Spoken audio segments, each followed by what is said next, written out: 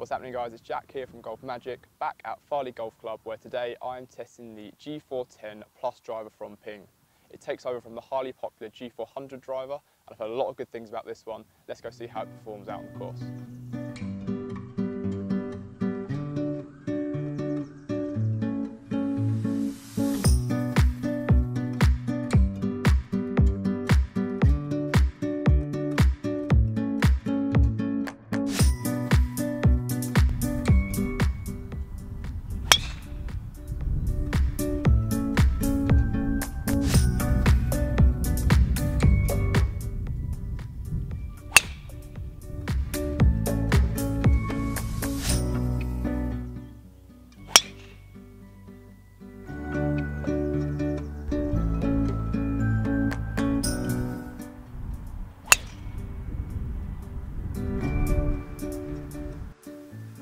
Right guys, I'm now back at GolfMagic HQ after testing the Ping G410 Plus driver.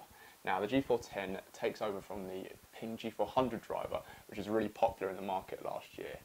Now for the first time ever, Ping have put in a movable weight system on the back of the G410, allowing you to slide a 16-gram tungsten weight to either a fade setting or a draw setting, or you can keep it neutral as well.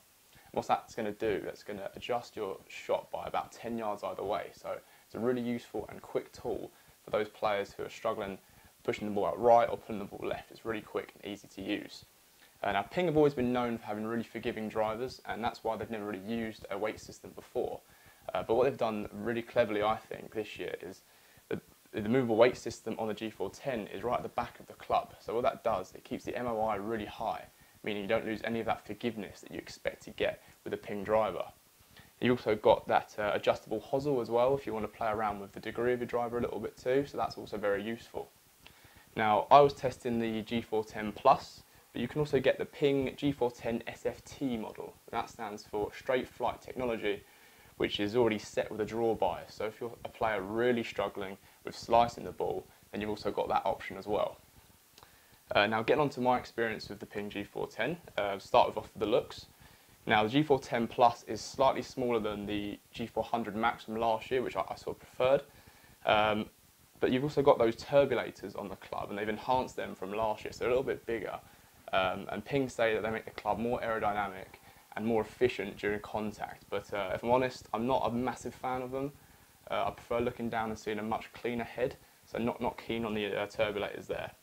The sound of the driver though, sound was really good. It's a bit more of a clang, but it's not too loud, and it felt really solid off the face as well.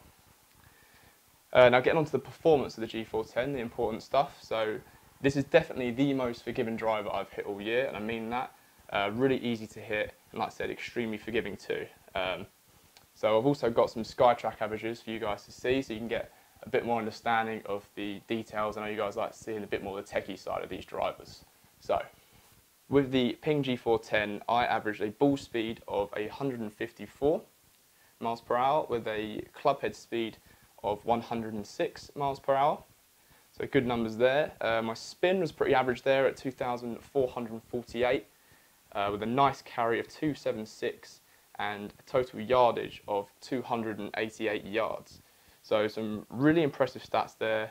Big fan of that ball speed, and like I said, it was a really forgiving driver, but it didn't lack anything in performance, as you can see there. I mean, I'm really happy with those stats. They compare really well with some other drivers I've hit this year as well. So there you have it, guys. That is the Ping G410 Plus driver. Has an RRP of £450, so it's more on the premium end of the drivers this year. Not as expensive as some you might find, but costing you a little bit more than some others. But you're going to get a really forgiving driver with some really impressive numbers for you as well. Stay tuned on GolfMagic for plenty more reviews, and thank you for watching.